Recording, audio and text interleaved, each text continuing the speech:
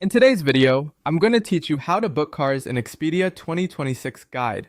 By the end, you'll know exactly how to find the right ride, compare options, and complete your booking with confidence. First, open your browser and head to expedia.com. On the home page, look toward the top menu and select Cars. This takes you to a section where you can choose between two paths: rental cars, which lets you pick up a vehicle and drive it yourself, or airport transportation, which arranges a ride between the airport and your hotel.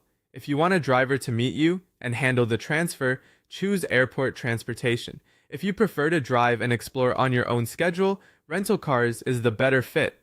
For this walkthrough, we'll use airport transportation as the example. Click airport transportation, then start by entering your pickup airport. Typing a few letters will usually bring up suggestions. Select the correct airport to avoid mix-ups. Next, add your hotel destination.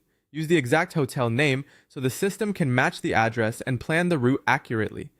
Now specify how many travelers are in your party. Include everyone who needs a seat, and consider luggage space when you're thinking about vehicle size. After that, enter your flight arrival date and time. Double check the time zone and your flight schedule. It's smart to allow a little buffer for immigration or baggage claim. Click search to see the available rides. You'll get a list of vehicles with key details like passenger capacity, estimated luggage allowance, and pricing. Pick a car that comfortably fits your group. For example, if you choose a sedan, it typically works well for up to 3 passengers with standard luggage.